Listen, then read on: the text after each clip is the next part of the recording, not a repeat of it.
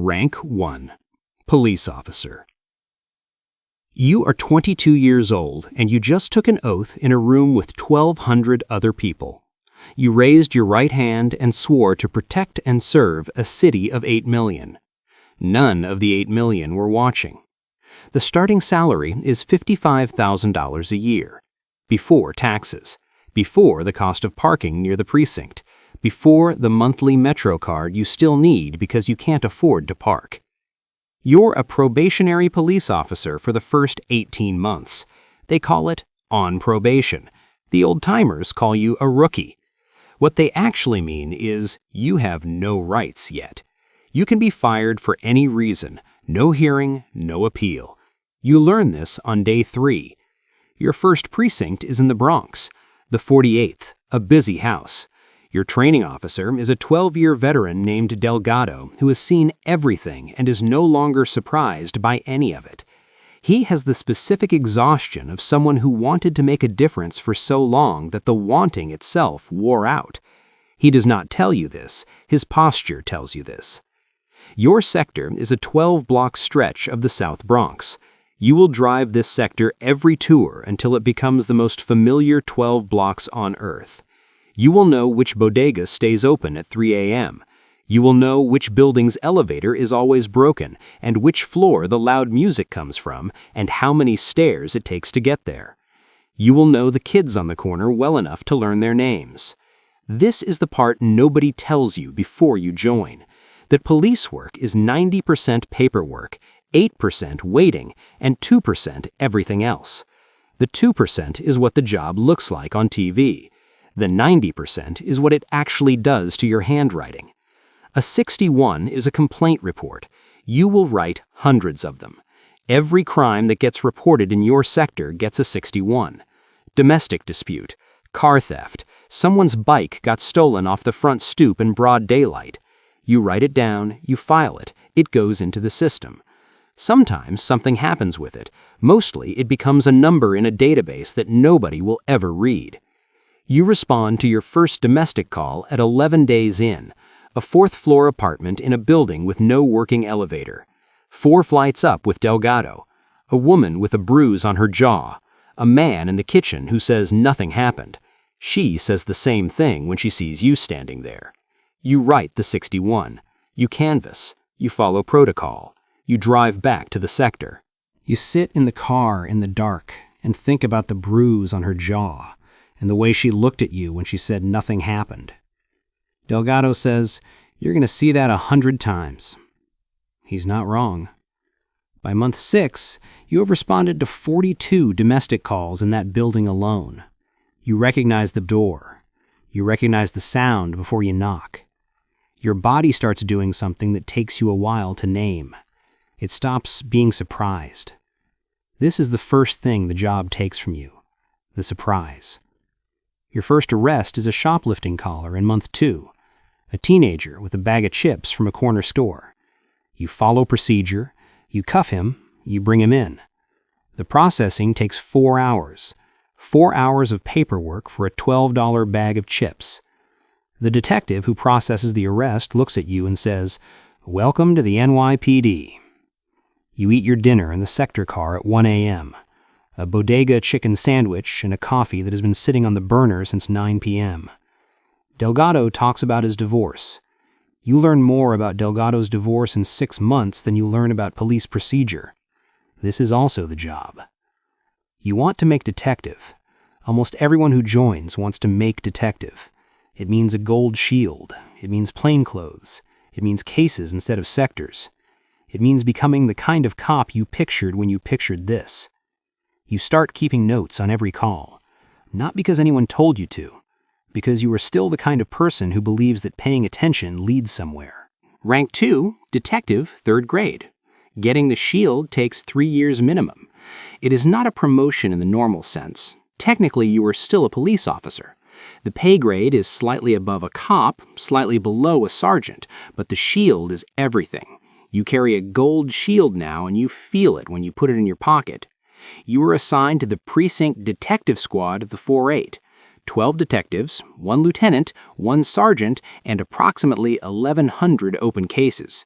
The caseload is the first thing that breaks your mental image of what detective work is. You've pictured following leads. You are actually managing a stack of folders that grows faster than you can work through it. Every felony in your precinct generates a case. Every case needs follow-up. Most of the follow-up leads nowhere. Most witnesses don't want to talk. Most surveillance cameras are either broken, badly angled, or owned by a landlord who takes 3 weeks to return a subpoena. Most victims stop calling back after the first week. Your clearance rate, the percentage of cases you close with an arrest, is the number your lieutenant watches, not because he cares about clearance for its own sake, because the precinct commander watches the lieutenant's squad clearance numbers, because the borough chief watches the precinct commander, because CompStat watches the borough chief.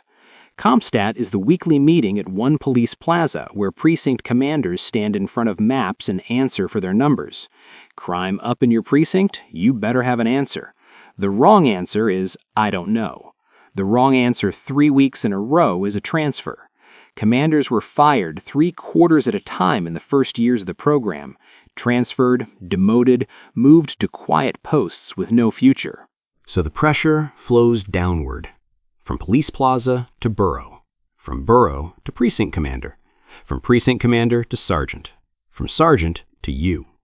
Make arrests, close cases, keep the numbers moving. You work a robbery pattern in the 4-8.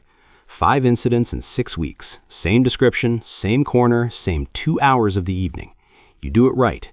You work the witnesses, you canvass the blocks, you pull phone records, you find him, you build the case, you make the arrest.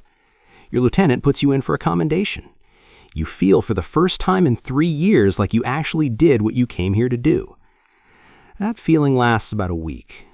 Then the caseload is still there. The stack is still growing. The clearance rate is still a number someone is tracking in a spreadsheet somewhere. You work a homicide in your 2nd year as a detective. A 20-year-old kid shot outside a deli on a Tuesday afternoon. 3 witnesses who saw the whole thing and will not give you a name.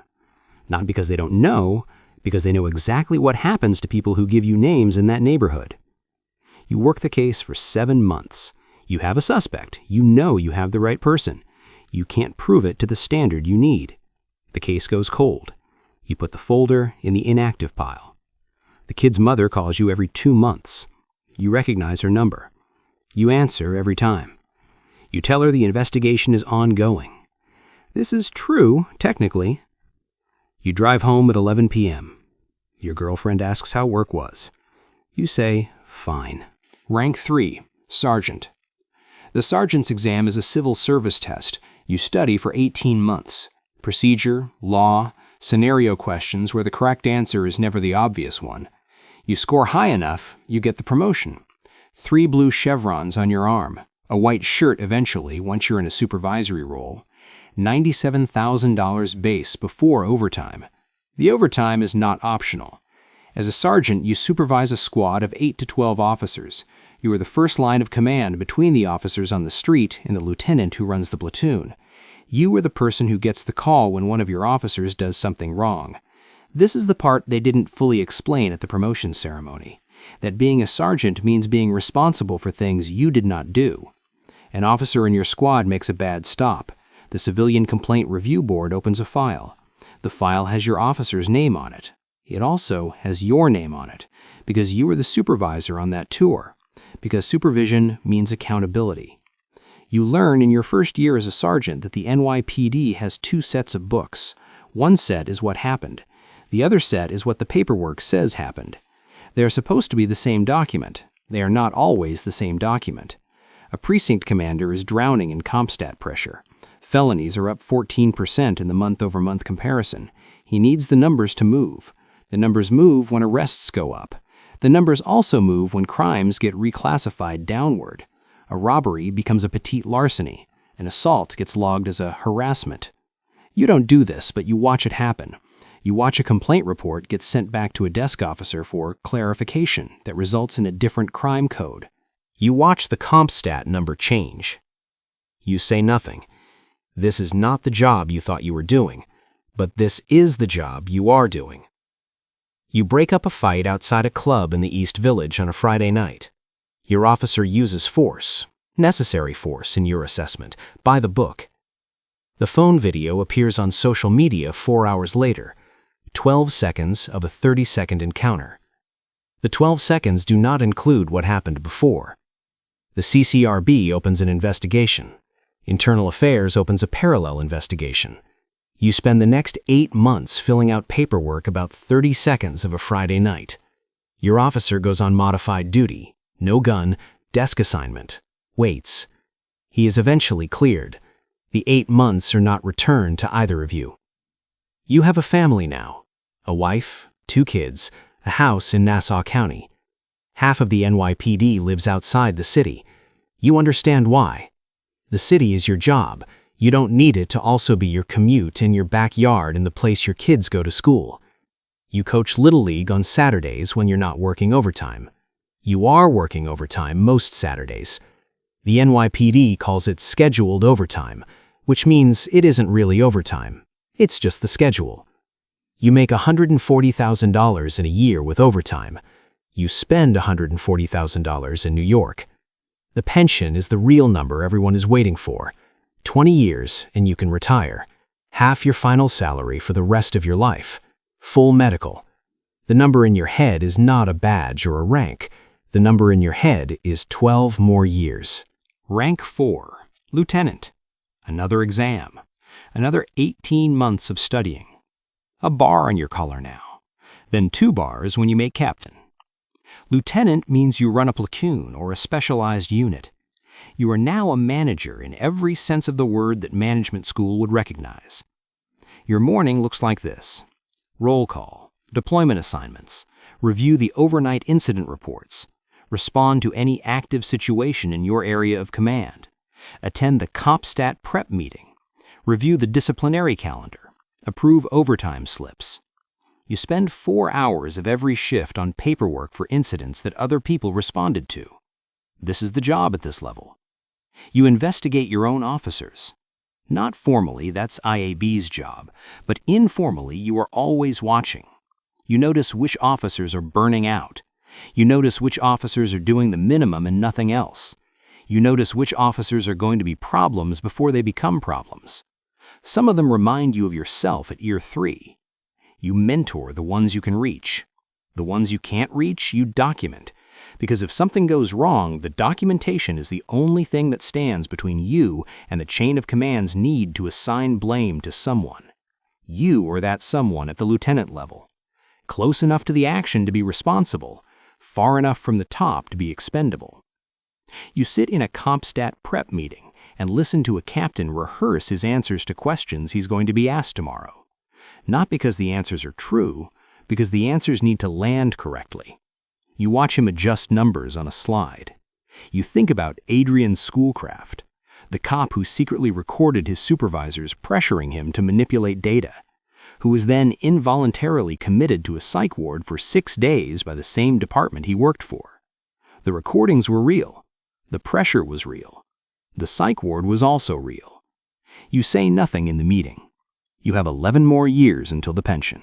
Rank 5, Captain/Precinct Commander.